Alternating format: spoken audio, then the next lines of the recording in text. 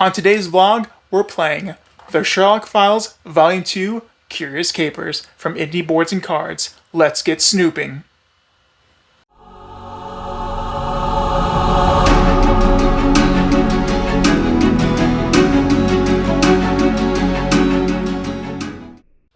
Hey Sarah, so what did we just finish playing? We just finished playing The Sherlock Files Volume 2. There are 3 cases in the box, and we have just finished Dawn's Legacy, which was all about a gentleman who had died under somewhat suspicious circumstances. He was, and this is pretty much kind of spoiler-free, he was believed to be sort of a mafioso, head of the family type character, and he had died under these potentially suspicious circumstances. So we were called in to investigate, and so we investigated.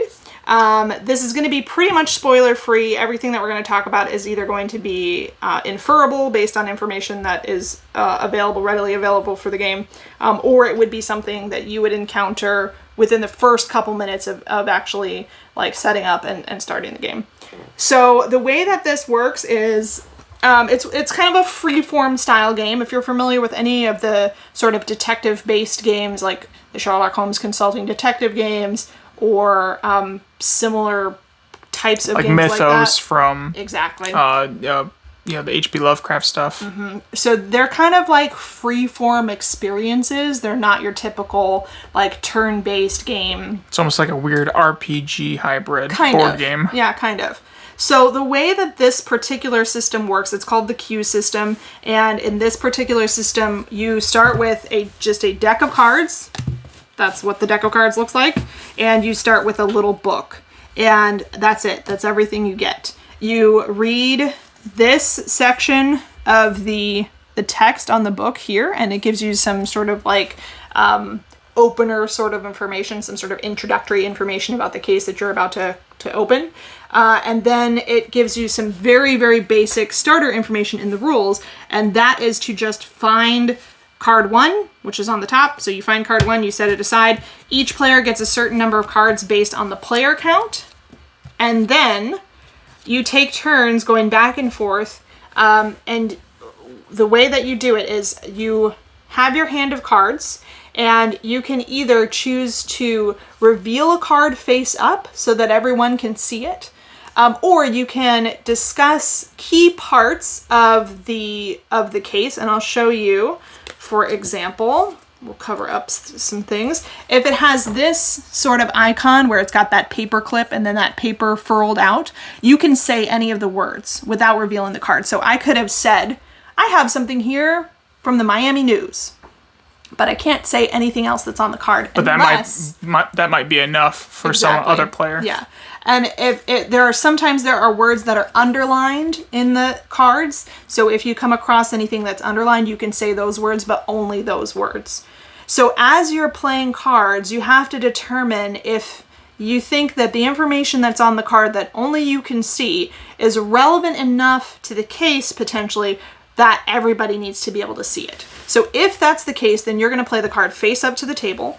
If it's not the case, you're going to play it face down to the table. Then throughout the game, as long as you're not actually discussing anything that's on your cards that aren't in those little areas that you can discuss, then you can kind of talk about things a little bit. You can kind of, make suppositions, or you can kind of try to piece things together. The game ends when you've flipped through the entire deck of cards.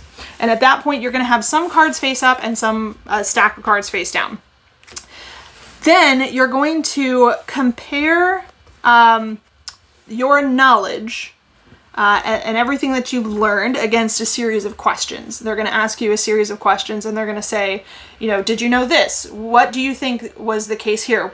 Was the murderer this person? There's like a multiple choice question sheet. Exactly. Little quiz. There were 10 questions, and they each were a multiple choice question asking some detail about the case. Who was the murderer? Was it this person or that person? Was it this person or that person, who wanted this guy dead. Was it this person or was it this other person? How did they die? This method or this other method? Things like that. So we had a list of questions to answer, and we went down the list and we answered all the questions based on the knowledge that we had gained throughout the course of the game. Now, at the end of the game, during this portion, you can talk about anything that you saw in the game. So if you have a good enough memory, any cards that you discarded face down during the game, you can discuss those now. You can talk about anything that you saw on any of the cards, regardless of whether or not you played them face up or face down. After you go through the list of questions, you will check those questions against a key, and they'll tell you if you're right or not. And then, based on the number of questions that you got right, and whether or not you revealed certain cards in the game that were actually sort of like red herrings, the more of those you revealed, the more points you lose. So you sort of figure out your score, and then they have a chart that says if you got X number of points, you're as good a investigator as Lestrade, or you're as good an investigator as Dr. Watson, or Irene Adler, or Mycroft Holmes, or best of all, Sherlock Holmes. So we played through the Dawn's Legacy, which this is going to be spoiler free. It was about this Dawn of a large family who had died under these suspicious circumstances. And as we played, we sort of uncovered more and more of the circumstances surrounding his death. At the end of the game, where we went through our questions, we worked together to determine what we felt like were the most accurate answers for each of those questions. And then we scored for how well we had done. There were 10 questions in this episode, and we correctly answered 7 of those 10 questions. We only revealed one card that was sort of like a red herring card, so we only lost 1 point for that. And that put our score in the Irene Adler section of the little chart. So apparently we are as intelligent and as perceptive as Miss Adler.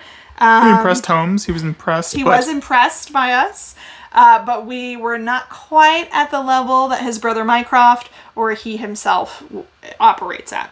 So anyway, this has been a sort of a spoiler-free overview of the Dawn's Legacy case from the Sherlock Files Volume 2. I would say that I had fun with this. I think that it was, sometimes these freeform style games can be a little frustrating to me because I like to know what's expected of me. So to have like such an open experience is very much like, okay, but I don't know what I'm supposed to be doing. And I didn't feel like that was the case with this one. I felt like it was basically just, based on your own deductive skills. You're looking at the information on the cards and trying to determine, if it was something that everybody needed to know or if it was irrelevant or that kind of thing. So I think that it was, it still had that very free form feeling, but with enough structure to allow me to enjoy the experience without being like, I don't know what you want from me. And the case itself was interesting enough for the amount of time that we spent on it. It wasn't like super twisty and turny and crazy, but that was kind of nice because it means that we were able to unravel the case. And one of the things that can sometimes be sort of problematic for me in these sort of games is that if it is really, really complex and you don't quite unravel everything, then, they always have these gauges of your performance at the end, and if you didn't understand everything about the case exactly the way they intended it for you to, then sometimes I feel like you can kind of feel stupid, when they're like, you're not even as smart as Lestrade. Or you are, and you're like, Lestrade, you nincompoop. I'm like, I've read the books, or I've listened to them in audio form, like the whole thing, and Lestrade's just never, he's always behind, or always just like basically getting his hand held by Sherlock. He was getting like helped out by Sherlock all the time. And it's just like, I don't want to be Lestrade, but come on. So I feel like sometimes these games can sort of, for me, I can sort of fall into like a sort of a pitfall of the game being that like, they're like, you're dumb. But in this one, I didn't feel that way. I felt like we were able to suss out the information, not easily, but not so difficultly that like I felt like an idiot afterwards Yeah. either. So that was nice. A real plus to the thing is this is it. This is all you need. Yeah, this is everything you need to play in this in the case. other ones, like the Consulting Detective, you get maps, you get Yeah. all this other stuff. I so think it comes is really cool. It's cool, but somewhat overwhelming. It can be. So yeah, there are 3 cases in the box. None of this contains any kind of spoilers. So the 3 cases look like this, and I may not have these in the backs. I think it's like this. So like this is one case, this is a case, this is a case. That's everything you need to like play the entire case out. And so you could, if you needed to, you could play this in a very small space. You can play this as a solo experience, or if you're waiting for a flight when those flights become available again. Yep. You can play this as a solo experience. You can play this with up to 8 players. So yeah. Yeah, it's a good little social deduction or deduction game, and it's always nice to kind of be tested. Sometimes it's nice to test your mettle against Sherlock and see if you are good or just another Lestrade. Like I said, I do really appreciate how in this one it wasn't so challenging that I felt stupid afterwards. Yeah. So I thought that was nice. I thought that it was challenging enough to be interesting, especially as a one-time experience. To me, we pretty much figured out just about everything about the case. There's nothing that I'm like still curious about or something that we didn't talk about or solve or that kind of thing. So I feel like as a single-use experience, it made the time that we spent on it interesting, but now I feel like I can walk away and be done with that one. Yeah. So I think that they did a really good job.